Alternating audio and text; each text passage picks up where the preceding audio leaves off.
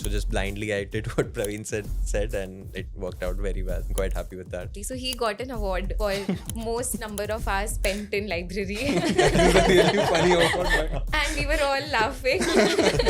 Whenever I needed some guidance, I coming to you guys or speaking to my managers, understanding the concepts from them. I would say जो initially हम जब start करते हैं उस time the level of knowledge that we have और let's say किसी चीज़ को पढ़ के एक बार में कितना समझ आता है that changes over time. Internally also you speak to all the different teams because you need something from them, they need something from you. So I did the core reading. I went through the whole core reading and I was like, this does not have any questions or anything. So how am I supposed to practice? What am I supposed to do? I had absolutely no idea. It seems difficult, but once you are here, Mumbai accepts everyone. I would say that. Do you think communication skills are as important as technical skills for an actuary's success? Hello, all of you. Welcome to the podcast. So, thank you so much for coming this morning. And thank you, Vrinda, Pushya, and Gaurav.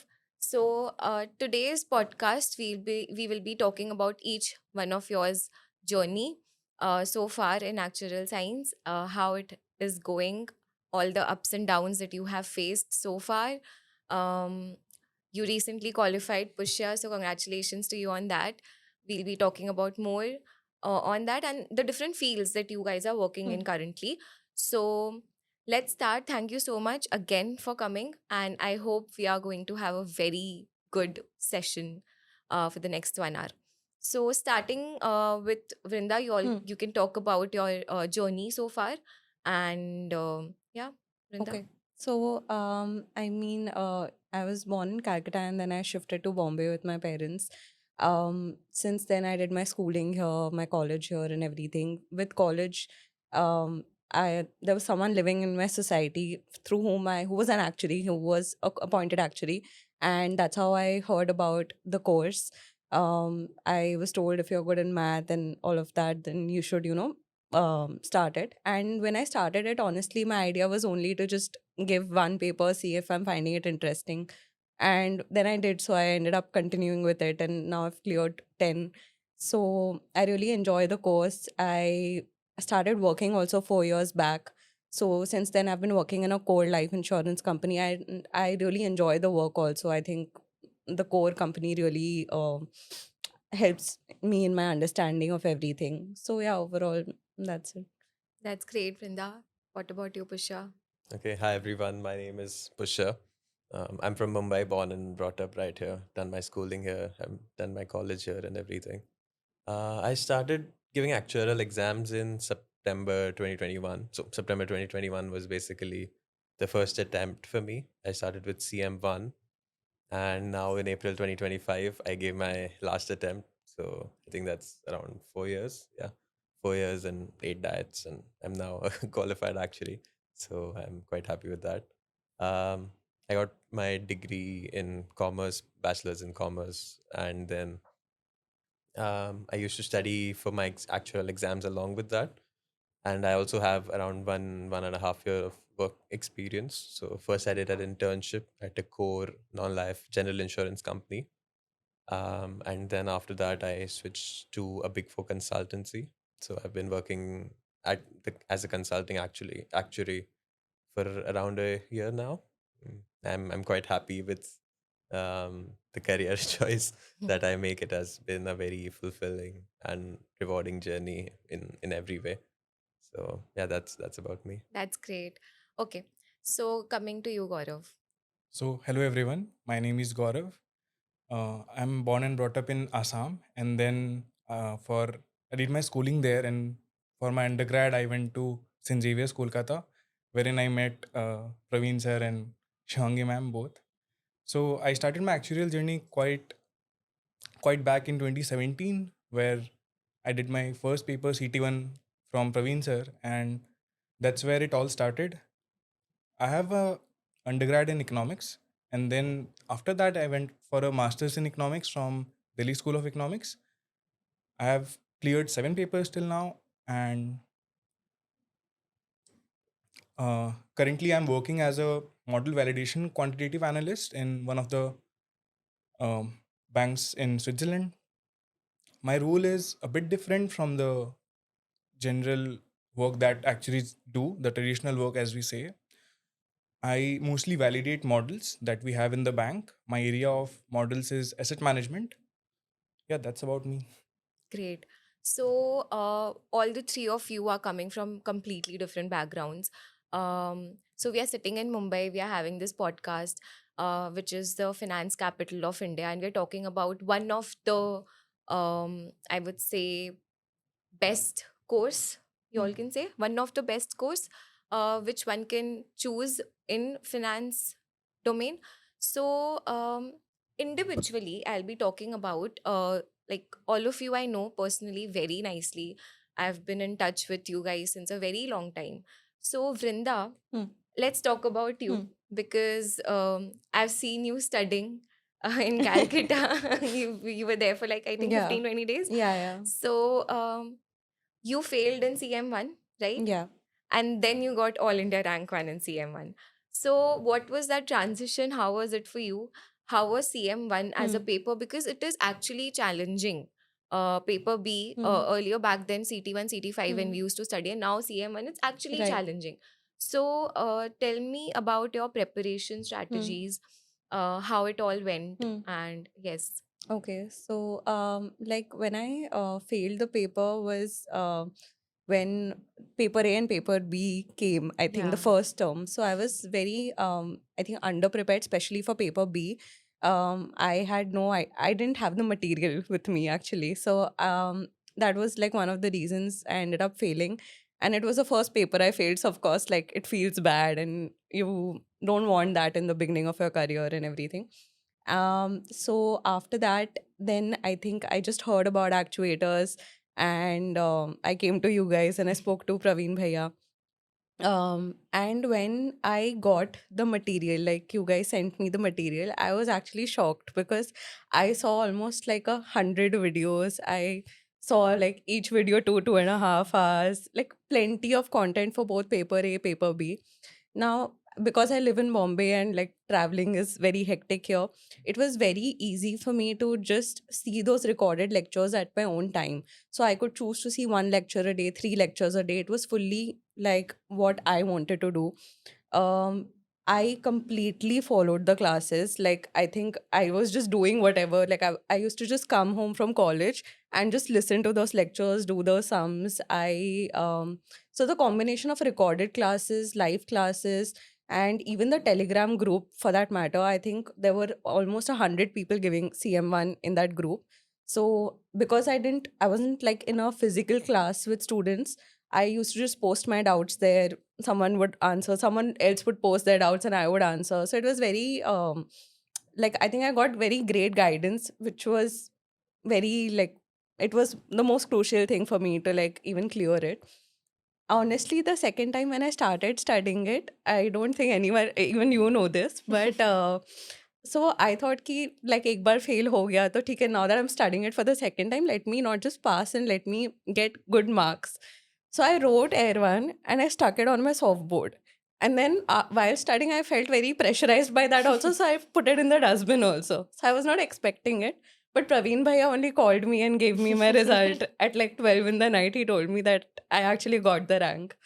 So, but yeah, I think it was just overall, I think taking recorded classes, I never felt anything different from, I actually even found it better than attending maybe like a live class. And there was both actually. There was a mixture of both. Plus, whenever I needed, like, I think 1 week before the exam, both you and Bhaiya have sat with me for 1 hour, solved all my doubts on call also.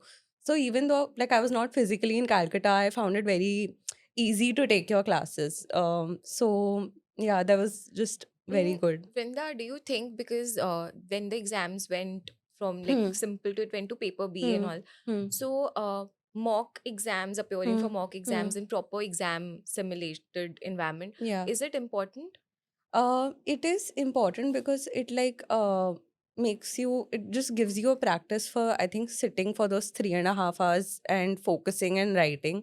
Because if you do it directly in the exam, because I've done both, I have probably done given exams with those mock tests and given them without it. And it makes a difference because otherwise, if you just directly go and sit in the exam, you feel a little flustered. in the Right. beginning, you write slow in the beginning. So if you just give those mock exams before, it's definitely like helpful to, plus you get an idea of how to approach questions, how to think fast. So yeah, I think that's kind of Right. important. So I think yes. I mean, I talk to a lot of students who get all India rank one, and Hmm. I think that's the only strategy. Hmm. Getting all India rank one for me in Hmm. CT7, I followed the same Yeah, strategy as yeah, you said, that you have to be yeah. on top. Hmm. So, okay. Coming to you, Pushya, congratulations. You got your results, I think, 2, 3 days back. Yeah, yeah. And fortunately, we are having this podcast after your results. So we can call you a qualified, actually. Okay. So, how it feels? That's so when Has it I sunk in already? not yet. So even when I went to work the next day after the results, everyone kept asking me this question. So I've got this question a lot of times by now, and so someone who qualified like 6 months earlier, they also came and told me that you'll get this question a lot. So just get Yeah. get ready for This is, it. I think, this you will continue for like another Yeah, month. but no, it feels fantastic. So I when I saw the result, I was genuinely speechless. I absolutely, I was just smiling and I was just looking at it, and that's it. I didn't say anything for quite some time, and I was just letting it all sink in and so on. And then also there's someone else at work also, they said that it'll take a few months until it actually becomes like a normal thing. Yeah, because But then because yeah, next term, when everyone is like yeah. preparing for the exams, registering for the exams, and then you are suddenly at night, you're thinking, इस term में मुझे क्या देना? And then you realize, अच्छा मेरे तो papers clear हो गए. This will definitely come for the next term. Exactly. So yeah, that's there. But Pushya, you actually completed all your papers in 4 years, which is like 8 terms. Yeah, yeah. Eight terms. So I think we generally say this, that ideal time is 8 terms, Hmm. and then people say no, Hmm. that's not possible. You cannot clear all your exams in your first attempt. But even you have failed. So Yeah. can you just break your journey of how you've cleared all your papers in 8 terms? You also along with your college studies in Yeah, yeah. Mumbai. So how was your college? How did you manage your studies with that? And you've taken all the papers, from actuators. So how, was that helpful to you? So just, Yeah. brief background. So when I started out, I was in the first year of college, so SEM 1. And in September, I gave CM 1, the first exam. Then in April, I gave CS 1 and CB 1. So my plan with those papers was you give the bigger paper out of CM 1, CS 1 during September. Okay. And then during April, you pair the other paper with the smaller CB paper. So for example, CM1 is bigger than CS1 and it's also more challenging. So September attempt, I'll give CM1 and then CS1, CB1 during April. Then for September again, I gave CS2 because CS2 is the more challenging out of CM2. So just CS2 during September and then CM2, CB2 again during April. So that's your 4 terms. Yeah. And then again, the same thing, CP1 during September. And so, yeah, so the first 5 terms were quite sorted in that sense. And this, I remember how I planned this out because a long, long time back, but just when I had started out, Praveen sir had posted a video on YouTube where he had laid out a full timeline that this is how you should do. And he explained the same thing that you start with one of CM1, CN, and CS1, and then you give when you give the second of the two, you pair it with a CB. Then when you give CS2, you should just give CS2, and whenever you give CM2, you should pair it up with CB2 or whatever is left. So I remember that video quite well because I'd watched it quite a few times, like two two to three times for sure. And I've always been a very like forward looking person, so I like to set maybe 3 year goals, 5 year goals for for my academic as well as like professional life, personal life, everything. So I've always had that forward looking. So I always had multiple exams and diets planned out that okay, now once you're done with this, you go with this like a checkbox. So yeah, I mean, I had a very clear strategy for the first few years that okay, this and the exam order that I mentioned, that is what I stuck to and that is what I followed. So just blindly I did what Praveen said and it worked out very well. I'm quite happy with that. Then CP1 was the fifth attempt. And after that, it was the ideal plan was CP2, CP3. So this is April 2024. I was planning CP2, CP3. I was in Sem 6 so this was the final year of college, final semester. So this was ideal because at the time I also had my internship. I had college. So these two light papers made a lot of sense. I could also enjoy my Sem 6 and all that. But then my Sem 6 exams were clashing with CP2, I think. So I couldn't give CP2.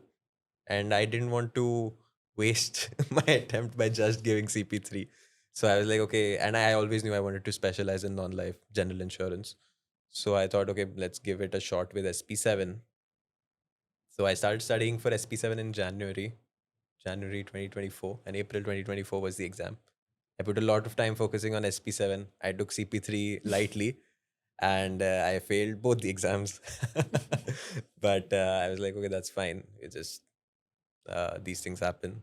You just start studying again. So I got my result in July, started studying again for both the exams, same exams, and in September I cleared both of them, and I was quite. And then the plan was, so if I had passed, I was planning CP2 in September, I think, and then SP8, SA3 in the final April 25, which was the start. So again, based on this plan, I had that, okay, if I pass all exams, I can clear eight, all eight, all exams within the 8 term window. So that was if all exams would have been cleared in the first attempt. But failing took a bit of a hit on that timeline. So I was like, okay, now can I do it or not do it or whatever? But regardless, since I cleared SP7, CP3 again, and I decided that, okay, I still want to make it to the 8 term window. So I decided to give 3 exams in my final attempt. So I was studying for SP8, SA3. And then I was like, okay, let's just pick up CP2 as well, because why not? And so yeah, in this April attempt, I gave all 3 of them and I cleared all of them. And that's how I managed to do it all during the 8. Yeah, so I remember talking to you, Pushya, and you were the one who said, okay, I'll go. Like, I asked you, can you go ahead with CP1 because he was in college. Mm. So he said, yeah, okay, fine, I'll take up CP1. And then once CP1 is cleared, again, suddenly he's calling me and telling me, I'm appearing for SP7. So I was like, in college, you're appearing for SP7. You've decided if well, SP5 is Hmm. still fine, like it's an investment paper. And he's like, no, I'll give SP7. I'm like, great. And then another day he's calling me and telling me, I've cleared SP7. So I was like, as you mentioned, I've always seen you very sorted. So I think being sorted is very important. And um, that clarity only comes when you are listening to someone who's, I think, 4 to 5 years elder Yeah. to you Mm. rather than listening to your peers, because maybe they have a different mindset, and a senior who is like 4 to 5 years elder to you, maybe qualified, they understand life better. So they might guide you better. So I think guidance is also very important in such a case. Um, but yeah, I'm very happy for you, Pushya, because that 8 term benchmark, which we used to think that people used to think is not very easy. But Mhm. yes, you have proved them wrong, and you are actually one of the youngest actuaries in India. Mhm. So yes, that's great. We'll talk about CP1, we'll talk about CM1 again. But coming back to you, Gaurav, so your journey has been really interesting. So I wanted to go for masters in economics, and I think you one day we were discussing, Yeah. and you had two options: either I'll go for a job, or maybe Mm-hmm. I'll take up masters, and then you were targeting for ISI. Mm-hmm. Yeah. So and you were in St. Xavier's economic honors. The timings are very bad, 10 to 5. Yes. So how did you manage your exams along with that, and also living alone in a PG in Calcutta? So how did you manage that? Then again, you went for masters, and I think for those 1.5, 2 years, you took a break from actuarial science, Yeah. Right. and then you got placed in your Mm-hmm. college, and then again you Yeah. started pursuing. So why you again started pursuing actuarial science? Did you do you like the course because you are very good with eco and Mm-hmm. stats? So CS1, CS2, you Mm-hmm. are amazing at that. So Mm-hmm. just tell us about your journey, like what motivated you. Yeah. So I'll start a bit from my journey where it started. So I have been very blessed with the mentors which I have gotten in my life. So back in Guwahati also I had a teacher named Renuka ma'am. So she has been a mentor till now. She is really great. then when I came in Kolkata, I met a good friend, and then hence I also met Praveen sir, and therein my first meeting with him, it made me very comfortable because I could settle in. He just told me you can watch this videos and you are set. Like I went to him somewhere in July. Exam was in September. We were two of us, and it was all very smooth. We all watched recorded lectures, and I was very motivated when I talked to him. And then yeah, I cleared my first exam, and it was comfortable. And then in the next attempt, which was April 2018, he told me now you can take up two papers. So I cleared CT3 and CT5 both in the single attempt. So that was also sort of a small achievement for me. Then there was this setback when I tried to appear for CT8 in the September attempt. I think we were both Yeah, we both appearing for that exam together. And then you had a friend of yours, and then you told me that your masters could also be one of the things that you can think of along with your, because I had a economics degree, so therein we have also good options when you go for masters. So then I took a break in the third year of my college. I prepared for the entrances, yeah, and I cleared the DU entrance. Then my master's journey started, and along with that, it was difficult to continue with the papers because the course there is a bit rigorous. It's very quantitative. I like that. I and then coming to my placement, I got a job in this company that I'm working on.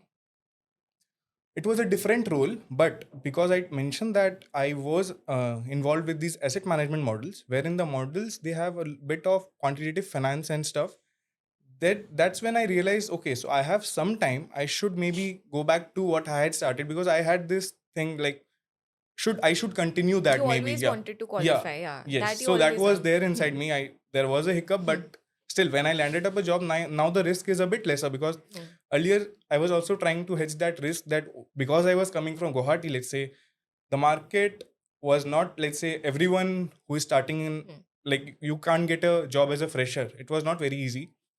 So that's also one of the reasons why went for a master's. And now when I had a job, I only wanted to study because I wanted to learn. So in that way, the actuarial course is very well structured, I would say. And now since I've started my job in 3 years, I think earlier I had two papers under the new curriculum, and now I've cleared five more. So every attempt I'm trying to give at least one paper with along with work. So yeah, I would say overall it is a it has been a difficult journey, I would say, because it was not very easy. But with the help of good mentors, as I have gotten, it has been smoother. Yeah, and yeah, of course, people are there just one call away, so that always helps.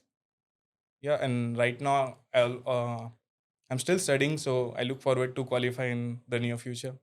So, since I was staying in a PG and it was mostly with other people, so I used to wake up early and go to the college library, and that was very helpful. Before the college, I used to study, and then post college also I used to stay there and study for a bit, and then I used to return to my place. So there was this routine which I had consistently followed, and that helped me a lot. I remember he got a award in college. So we were in same Hmm. college. He was 1 year junior to me. He's my brother's best friend. So Okay. that's how I know Hmm. him very nicely. So he got an award for most number of hours spent in library. That is a really funny award, but And we were all laughing.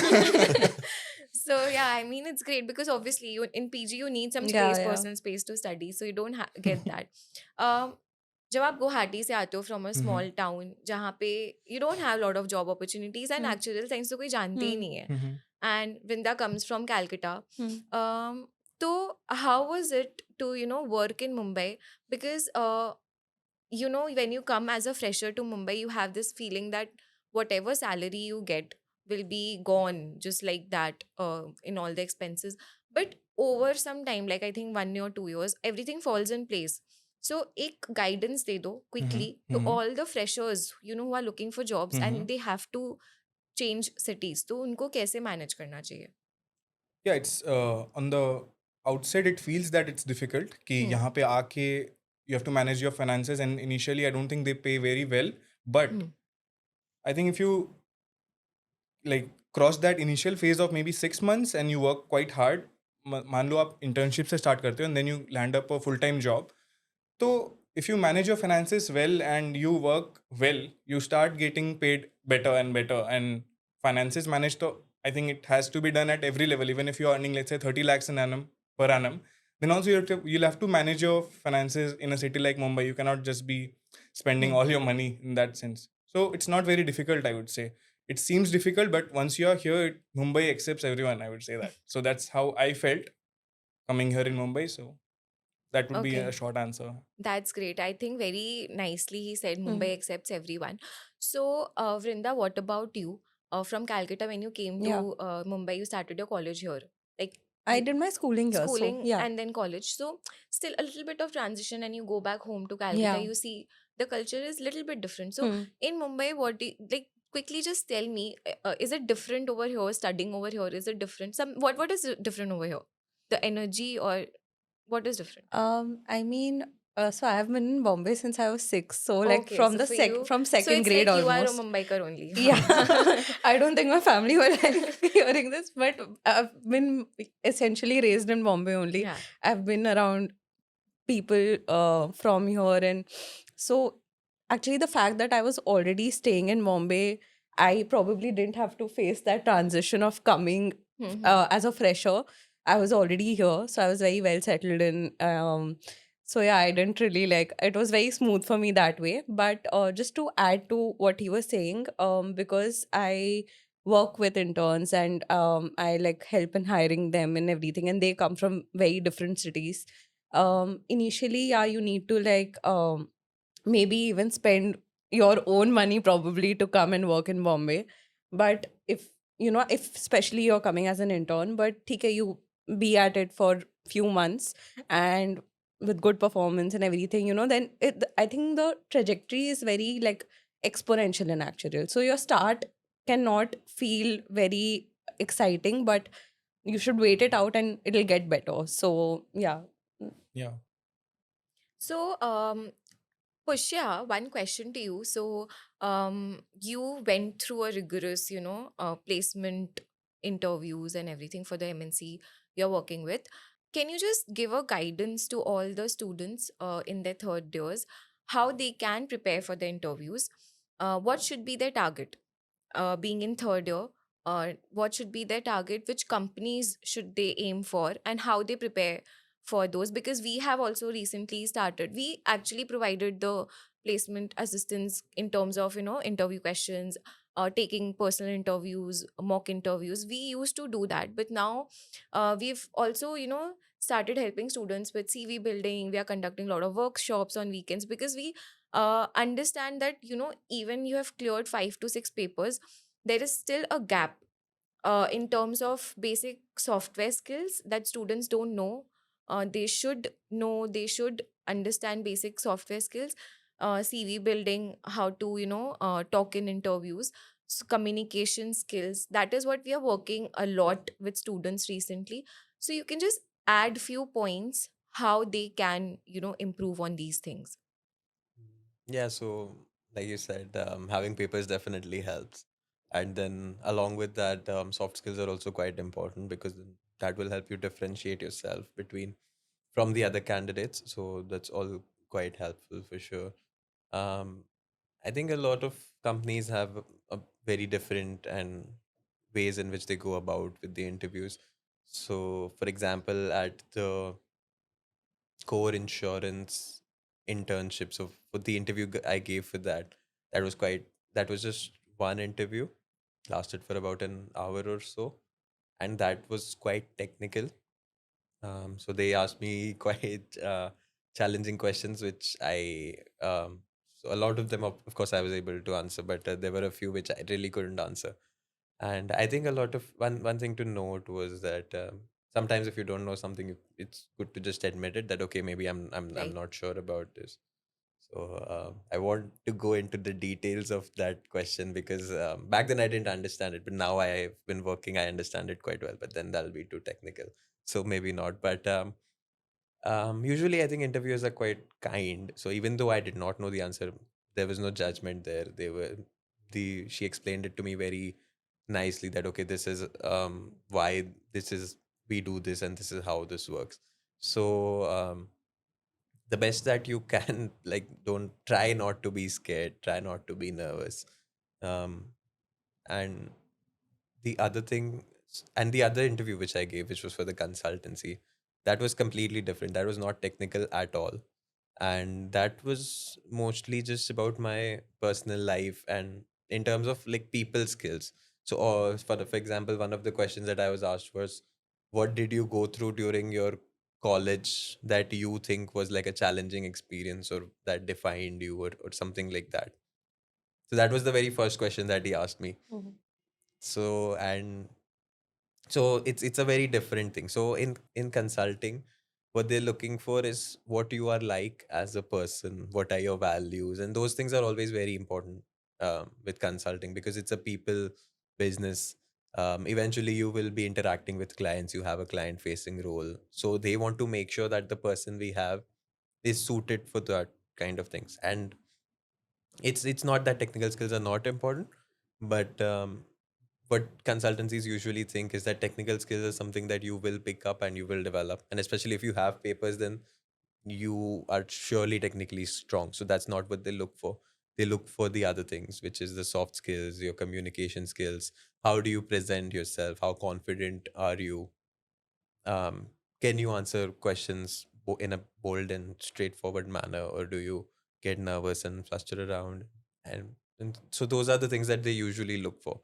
But and even otherwise, I think, and this is, I think, any interviewer would look forward to this. Whenever you are going, I think it's what is most important is whether you can build like a connection with the person, because anytime, this is just like a people trick in general. Whoever you're speaking to, whoever you're with, if you can connect to them, then they will automatically feel better about you and they will like you more. So they are more likely to pick up. So whenever you're preparing for interviews, um that should be the goal, that at the end of the day, that's just a person. So if you can get a bit like that person to person connection, and in order to do these things, I think extracurriculars help out a lot. I didn't do any extracurriculars during college, but that is because I'd done a lot of them during school. So I used to do a lot of public speaking, I used to do a lot of debating. So that got a lot of confidence and things like that in me.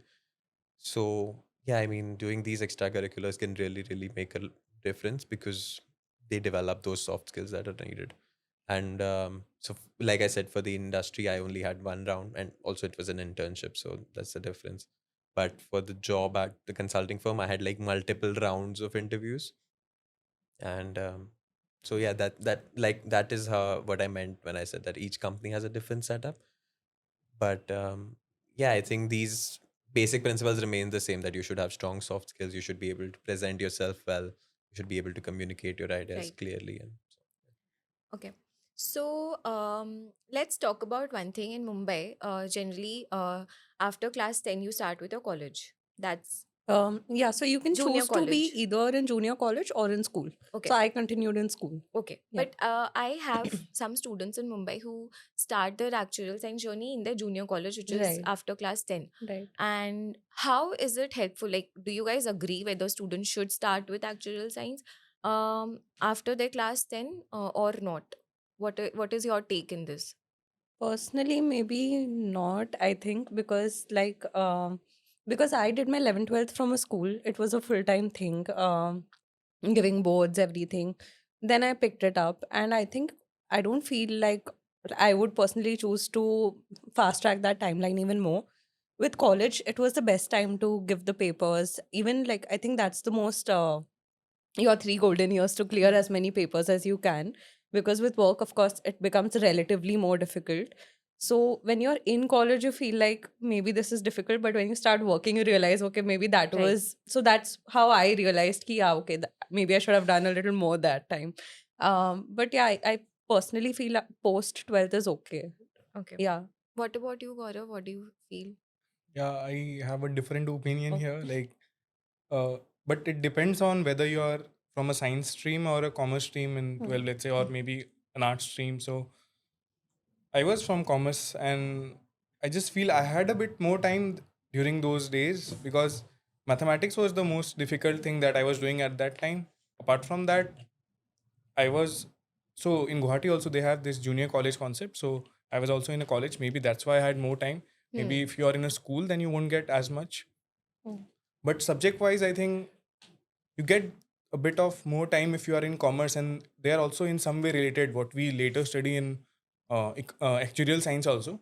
So maybe you can take a bit longer, Slow, like you can take it a bit slow, slow, yeah. and yeah, you could try to clear 2 or 3 papers in that way, maybe the easier ones, and you can also club CM1 along with that. Why I'm saying this is because doesn't involve a lot of mathematics there, which you maybe learn later in class 11 or 12. It's mostly financial mathematics, which can be learned about like just having the Hmm. knowledge till class 10, let's say.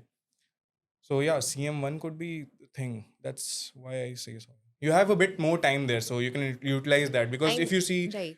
if someone takes a science Mm. course and then they are working quite hard to clear entrances like NEET or JEE, so Yeah. that's a hell lot of different like Yeah, yeah. workload that they Mm. have. But if you look at commerce students, it's a bit easy Easier. going, right? Those Hmm. 2 years they enjoy quite a lot. So if someone actually wants to, they have that clarity that they want to qualify as an actuary, they can start earlier. That's the point. Right. I also somewhere think that it's Mm. right, it's not wrong. Mm-hmm. Depends on the course that you have taken up. So if Yeah. you are in commerce Yeah. background, definitely, I mean, you have some time. But yes, if you are definitely invested so Mm. much into your school Yeah. activities, then definitely going for that is very nice. But if you are not too much involved in extracurriculars, then definitely giving one paper in a term, or maybe, in a span of 1 year is Mm-hmm. fine. It eases out your process somewhere, and gives you the scope to become a qualified actuary sooner. So yeah, that's another point. Now let's talk about individually how your work is. Mm. So I'll start with Gaurav because he's working in completely non-conventional field, and coming from economics background, masters in economics, is it helping you? Because some students just generally have this question: should we go for masters? So what would you answer to them? They should go or not? Has it helped you in any way? And apart from that, working in a banking setup, because I think this is a target for some of the students who are keen towards investments and finance. So how they can, have a career path in finance and in investments. Yeah. So I would say if you are very confident that you would land up a job straight after college, and let's say you are doing a BCom or something else, I would not recommend going for a MCom in that sense. And MBA is a totally different story. So if you are doing an MBA, then I don't think you would still want to continue with actuarial science. But coming from, let's say, mathematics or economics or statistics background, you can maybe consider this as an opportunity, because the jobs that you end up after your master's degree, let's say if you are doing in one of the top 4 or 5 institutes that we have in India, then you can land up a pretty nice job, in the sense that if you would have started a job straight after your graduation, and let's say 2 years into your job, at least in terms of the pay that you have, straight away you are way above that, and then the growth also is a bit different. I'm not very sure how exactly is the growth in the actual industry, but in our industry, in the banking side, you can grow quite quickly. So that's a good opportunity. And now I'm speaking of about me, so I'm planning to take that investment and finance route as you mentioned. So that helps in the work quite a bit in my models which I'm working on. So also about my work, what I do exactly is model validation. What does that mean? So bigger banks like the one that I work in, they have these models that are working behind each of their processes. Let's say if they want to analyze the credit risk of the bank, or let's say market risk, operational risk, and so on, they have models behind each of these areas. Now there are people who build these models, whom we call the model developers, and then there is a second line of defense, which we are model validators. Now, the task here is to break down each and every part of the model and look for any deficiencies that may exist there. So, our task is mostly on the quantitative side to understand what the model is doing. Can there be something methodologically incorrect or somewhere in the implementation side, or is it being used properly or not? Because let's say there is a regulatory breach, then these banks have hefty fines that they have to pay. So in that's the work that we do. It's called validation. Now, models that I was working on, the asset management models, as I mentioned, it has a lot of finance. So if I study these papers, SP5, SP6, and then SA7, they will give me an edge, because when I start to understand a model, my knowledge will come in there, right? So I will be like a subject matter expert in my Right. models.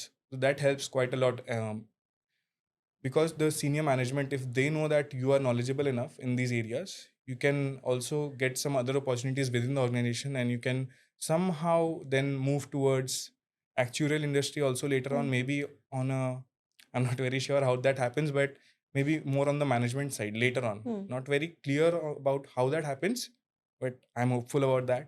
Yeah. Yeah. So, what all tools do you use? It's so with this AI coming in, there are a lot of assistants that we have in house. And in terms of the coding language, it's Python in my job, means Okay. mostly, yeah.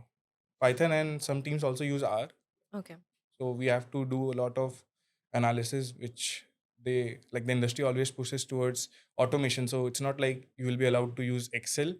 Here Mm. in like everywhere, the thought is that you should move away from Excel because you don't need to do those steps manually anymore. It's not valued. You want to code everything and such that the next time you have to do it, just press a button and your result should be there. Right. So yeah, mostly Python. Pusha, what about you? So, let's talk about a life of an actuary now in a consulting big four company. How your day looks like uh, from morning to evening, and then you can also talk about your different, aspects of work over here.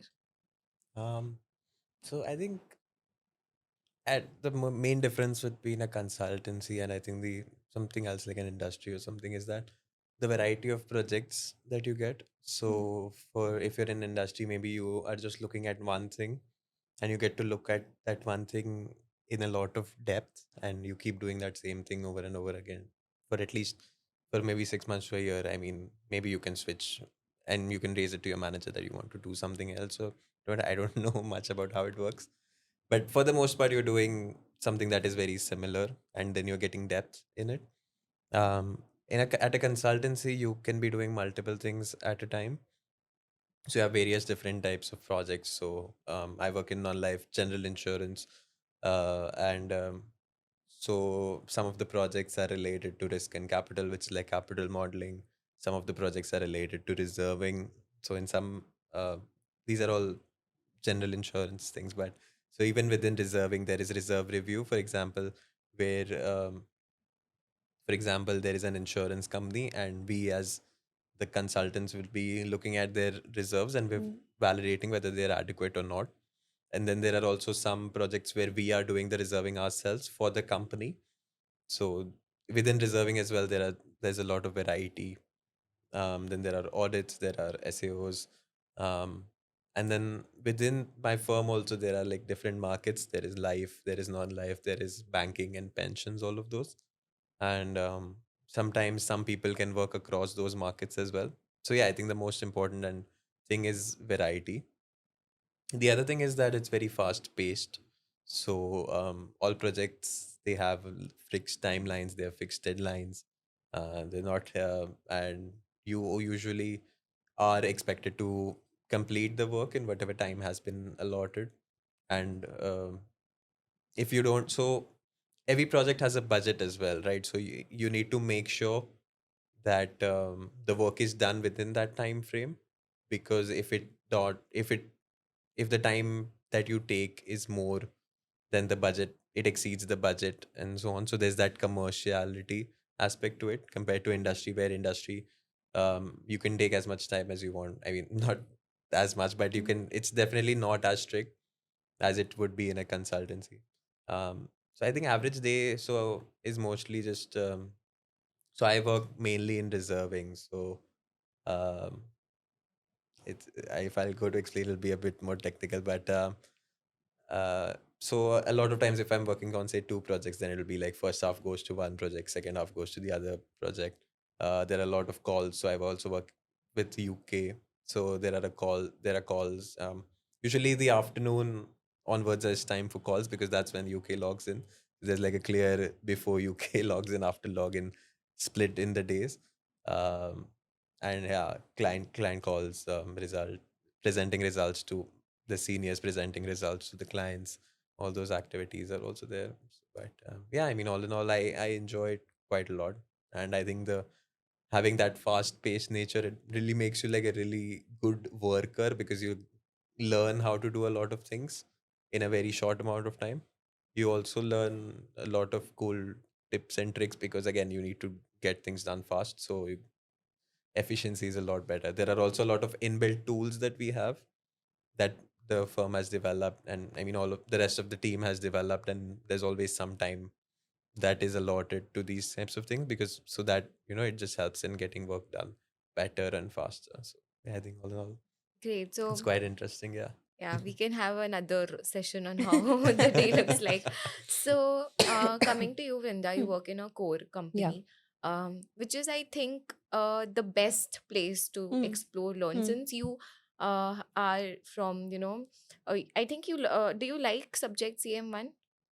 Yeah, it's my most, I think Yeah, CM1 and SP2 are my most favorite papers till now. because you are Yeah. working in life Yeah. insurance, so definitely. And just tell me, Hmm. getting all India rank 1 in CM1 Hmm. and then now working in life Hmm. insurance, looking back at your CM1 syllabus, was it like, because we say actuarial science is very relevant, it's Hmm. not very theoretical, it's very practical. Right. So how many things are you able to relate back from CM1, Hmm. and how your day looks like being in a Hmm. core company? Because I think the working hours can get a bit Hmm. more rigorous, Hmm. and so that's why studying along with that can Right. become difficult. So how Right. you are managing, and how work is. So, I think in terms of relating to CM1, mostly I mean, CT1 also you relate to, but major aspects you relate to CT5 portion, and you pretty much relate to everything you've studied in that paper. So, every concept of that paper, I think, be it reserving, profit testing, premium calculation, forward rates, spot rates, all of these concepts, IRRs, NBMs, payback periods, all of these things that you learn in that paper is what you're doing in your day to day as well. Like, I look at these things on a daily basis. So, of course, like CM1, because I had the rank in CM1, is also how I even got my first job in the first place. Um, Even so, after working for around 2.5 years in core life, is when I attempted SP2. I attempted SP2 around last year, and it didn't even feel like I was studying something. It felt like I'm just reading about something that I have kind of already learned about at work. So it really makes it easy to give that paper when you've already worked in a core life company. So overall, yeah, in terms of relating with that, in terms of working in core life, I think I personally really like it. Like, I find the work very interesting. I find like, Pusha said, you do get to like go in depth with everything. I think sometimes depending on where you are, but if your team size is smaller, let's say, you even get a lot more opportunity even as a fresher to do everything. Even freshers are given like, they are given the tasks to do from end to end. So um you fully get to, it's not that if you're a fresher, you don't get good work. I got great work as a fresher. And as you do well, you get to progress. You eventually end up checking the same task you were doing one day. There are a lot of teams within actuarial in core life. You have modeling, you have shareholder reporting, valuation, pricing, experience analysis, risk team. So I think there are a lot of things to explore also. Like, I have worked in shareholder reporting for 2.5 years, and now I'm working in pricing. So I wanted a team switch. You can take a team switch within the same company, you can go to a different company. So still a lot of things get to explore for even me. And you get to work with, it's not just a like a desk job. You work with different teams. I've worked with investments, finance, different teams work with IT. Like, internally also, you speak to all the different teams because you need something from them, they need something from you. So I think it's also about like how well you can interact with them, gain from them. um in terms of work hours, I think, yeah, you can expect to work on an average 9 to 10 hours in a day. Um, it can vary depending on your team, your company, but always, like, I mean, if you have a deliverable, like if I have a filing of a product, or if I have there's the reporting cycle, then you are putting in more hours than even 10 during those times. And yeah, your paper could be maybe the next month, but the working hours would be non-negotiable. So it's, you need to have, um you need to plan it out a little more in advance. Your study leaves need to be planned out with the company. So I think that is a little challenging. You need to you need to sometimes work on the weekends also. So then you feel like, oh, maybe I'm not able to study. So, but yeah, I think, like, I found it very difficult to like navigate that in my first year at job, but like eventually you end up understanding it. So you have to just plan your studies a little more in advance, I think. Seeing that when your work is going to be like more pressurizing. So that is, I think, important. But yeah. Let's just lighten up some mood and we can have quick sessions. So I did not share these Hmm. questions with you. We can have one yes no session sort of thing. So we can play a game. I'll ask you a Hmm. question. You have to be really quick. You don't have to think. All of you will answer together, Okay. either yes or no. Okay. ठीक है? So एक rapid fire के जैसा. Hmm. Okay. So you have to be really quick. ठीक है? कोई एक दूसरे को मत देखना. Just a quick yes or no. ठीक है? I'll Hmm. ask the Hmm. question. Is a career in actuarial science generally considered to have a good work-life balance? Yes. No. Like for me, it's yes. Yeah. So, okay, I think he's thinking a lot, so it's like towards Yeah. no for you as well. Vrinda का मुझे पता था वो no बोलेगी. Okay, so I mean, okay, great. So that's, I think, Pushya, when you're saying yes, I feel one of the reasons can be that you qualified very soon. Yeah. And that's also yeah. because you cleared too many papers Hmm. in your college, Hmm. which is, I think, we generally say, because Yeah. I completed all my core papers in college, but still after that, along with work, it gets tremendously very, very Hmm. difficult. And that is why the no coming here from Vrinda. Hmm. Okay, so do you primarily work with data analysis tools like Python or R in your daily tasks? Yes. No. Yes. No. So Vrinda, what is that you work with a lot? So I'll work. I mean, depending on your team, now in pricing, you primarily end up working with Excel Okay. because doing it in profit is that task can be difficult. But as such, in life insurance, you either end up using Excel or you end up using Profit. Profit is a software Right. Mhm. which can handle much more data than Excel. So that is something I end up using a lot. So mainly these two. So do you feel Yeah. any student who is in college should learn about advanced Excel? I mean, basic Hmm. Excel is something which everyone knows nowadays, Hmm. but actually you Hmm. should know, hands-on experience should be there in Yeah. Excel. I think if you if you do have hands-on like knowledge of Excel, um and you put that in your CV, it definitely helps you get the opportunity more. Like someone who already knows Excel would be very useful for the company. Right. So I think it helps to Mhm. do advanced Excel in your college. You get to do it with CM1 and CM2 also, but maybe like even exploring it a little more is good. Yeah. Right. So, okay, third question. Do you believe artificial intelligence will significantly change the core role of actuaries in next decade? Yeah. Yeah. Yeah.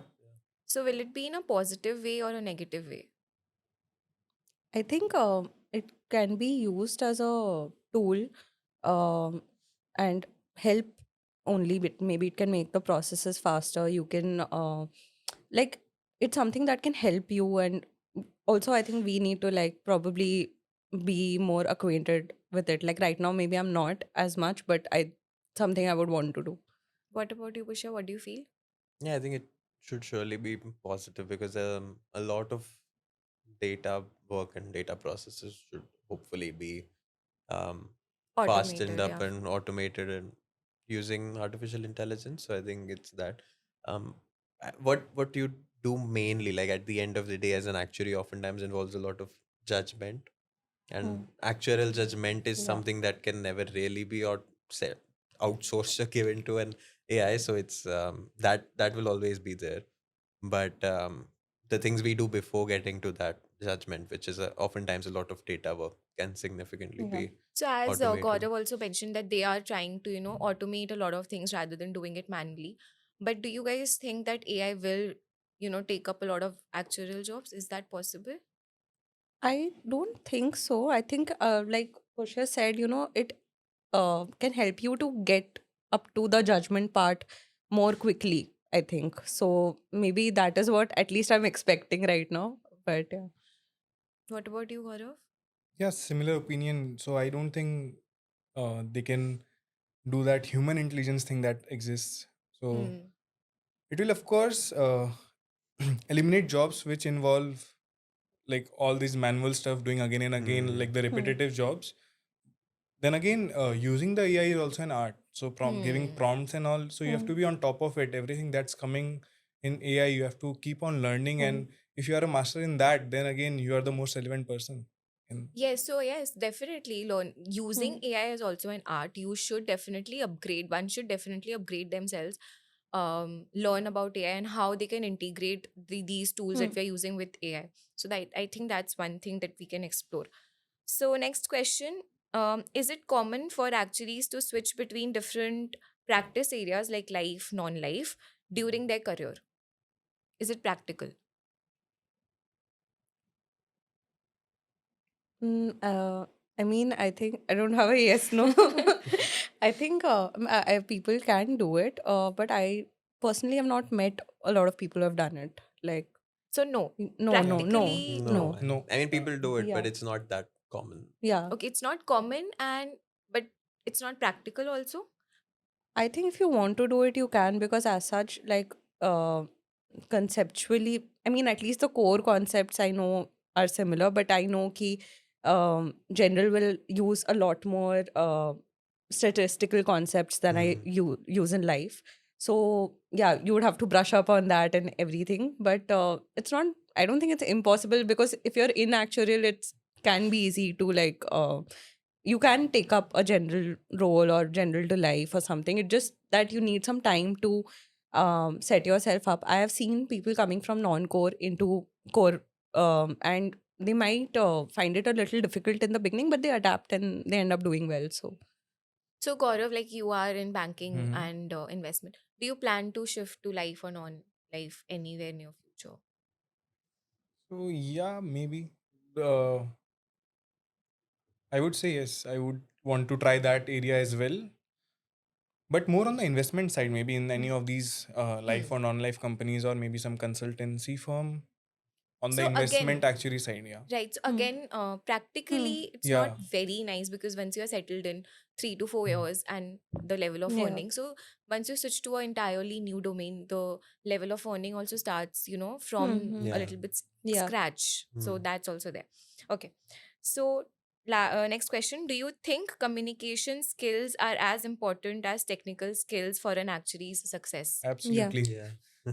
Yes, Yeah. because Yes. that's where CP3 comes Yeah. in. Okay.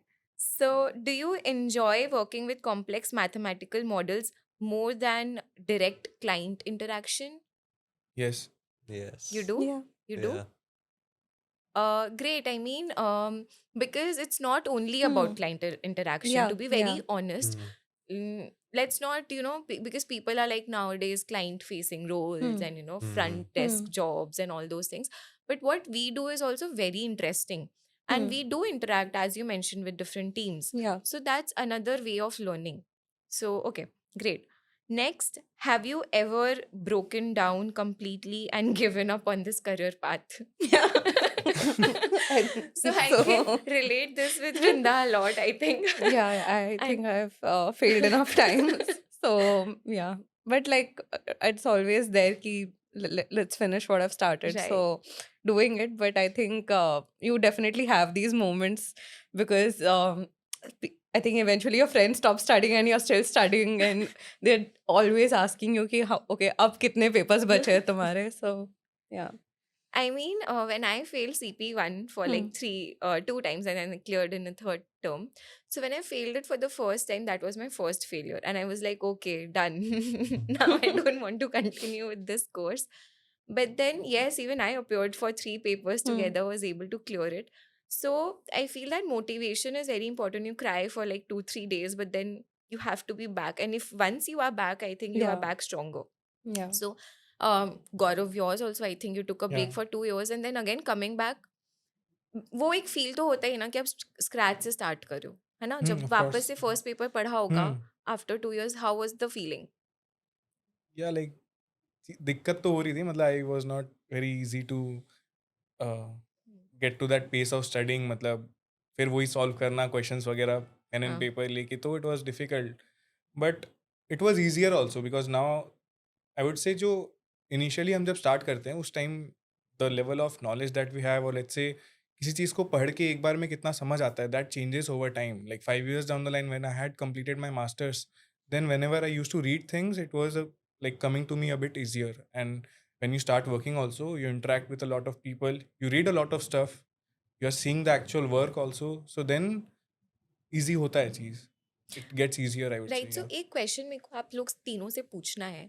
जैसे I will talk about, I am from me and Gaurav point of view, we are not like age gap ज़्यादा नहीं है Hmm. हमारा, but still there is a difference. Like when I Hmm. Started and when he started, तो जैसे जब मैंने start किया तो बहुत सारे पेपर्स का ट्रेनिंग नहीं होता था. Like I have done CP1 on my own, I've done SP5, SP6 on my own, SA7 on my own, and I know how difficult it was Hmm. for CP1. It was like very difficult. It took Hmm. me 1 year to study CP1. So for you guys, like most of you, like you have taken tuitions for most of the papers, not all, but most of them. How easy it becomes? Can you tell us, like, how training smooths your process? It's not about, only training about the paper, but it's also the mentoring that you get, Yeah. because you meet seniors and you talk about actuarial science, you talk about different job profiles, Hmm. you get to know a lot of things. So how it helps you? Hmm. So, I think for me, especially in the so your for CT papers, I think taking classes is very helpful. Even if someone comes and asks me today, like I'll always recommend them actuators, or I recommend them to take a class, because I tried to do that by myself and it didn't work out for me. So with guidance, it helped me. Like it's all very new.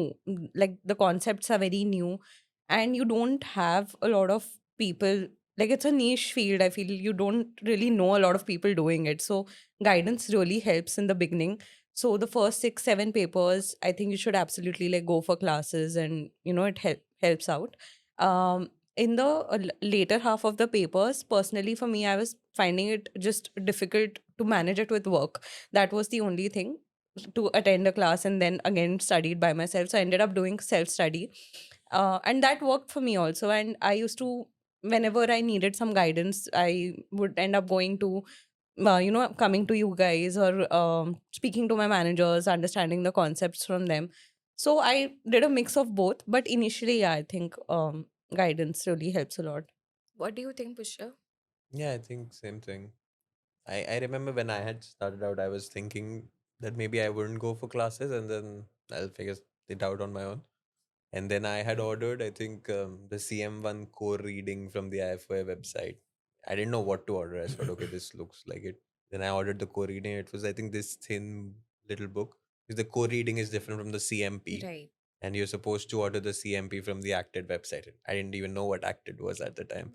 So I ordered the core reading. I went through the whole core reading and I was like, this does not have any questions or anything. So how am I supposed to practice? What am I supposed to do? I had absolutely no idea.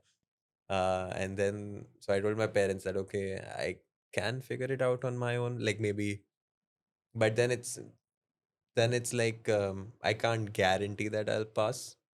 But if I take a classes, then I'm pretty sure I'm a lot more likely to pass. Because again, you have someone who has divided everything into a proper structured manner. They tell you that, okay, this is how you study, this is how you manage these things. So that helps out a lot. And so that's why eventually it was like, maybe you gamble, but if you want to try it out on your own, that's fine. Hmm. But for me, it was a bit like a gamble. I would rather put that money on the classes and guarantee like a Hmm. pass rather than just wasting my time figuring things out on my own. Because yeah, I mean, if someone has already done something before you, if they've set the processes and Hmm. everything, steps that you can easily follow, then that makes life a lot easier, right? So it helped me out quite a bit, for sure. Right.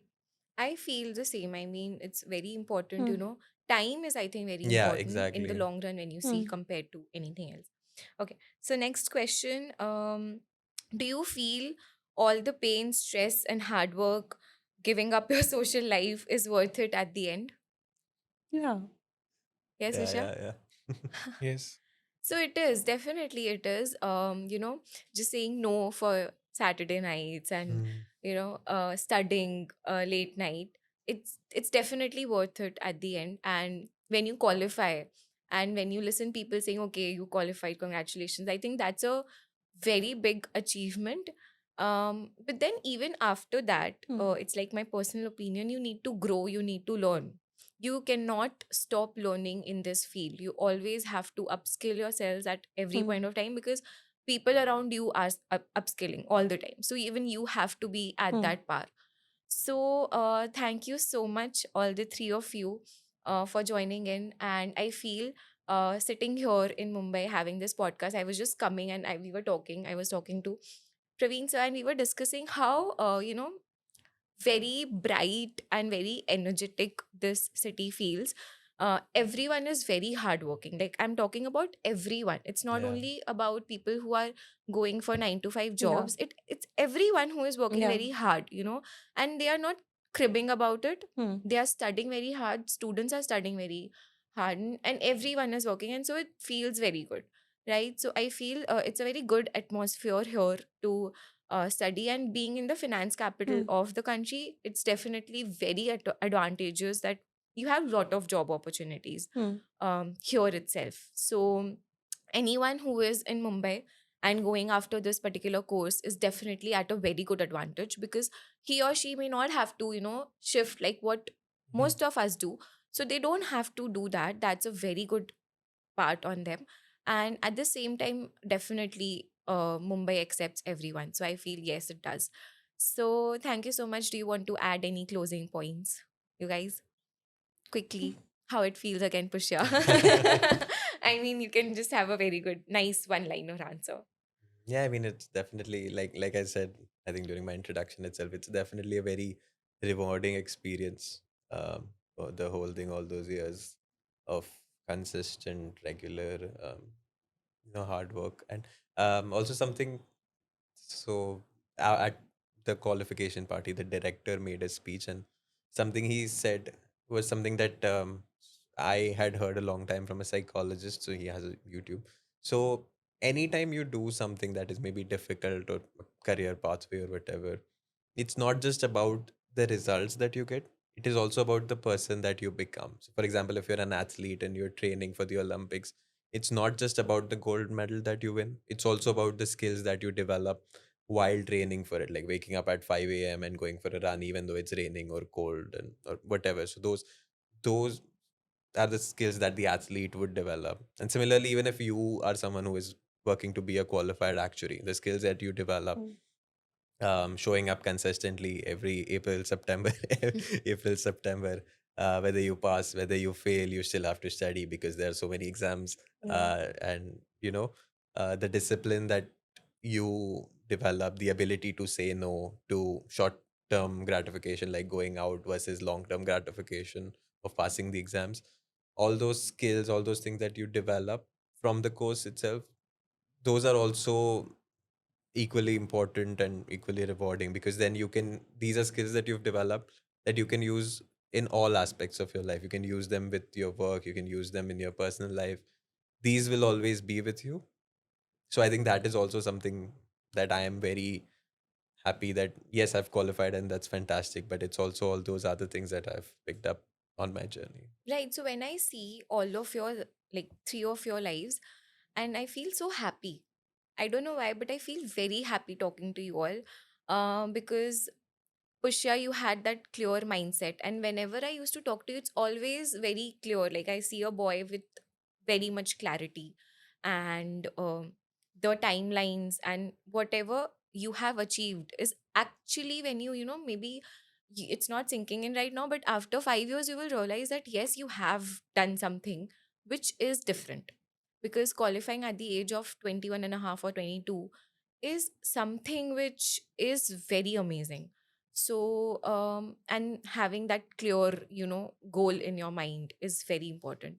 When I see Gaurav, like amazingly hardworking person, coming from, you know, school topper to then coming to college, explore meeting different set of people, breaking down, crying in PG, and then, you know, studying very hard, going for masters, studying very hard. I've seen you doing that, and then again coming back to actuarial science.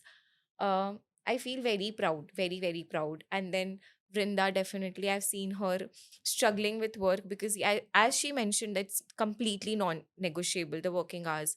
And now that she's talking about, you know, that she's guiding interns, I feel so good that you are at this position now. And, you know, Vrinda, when you say that you have failed a paper and then Hmm. when you say you have got all India rank one, um, I think when you have failed, you know life. You actually become very soft and you actually are able, you become, I think, I read this somewhere because when I failed CP1, that success builds ego, but failure builds personality. And I think that is showing up in all the three of you because you guys have seen failure and then you guys also have seen success. So I feel really proud for all three of you. And I'm really happy. And we are going to have this kind of podcast again, seeing all the three of you qualified by that time. Thank you so much for joining in and all the very best for your future endeavors. Thank Thank you you. very Thank Thank much you. you. for Thank Thank inviting you. you. us.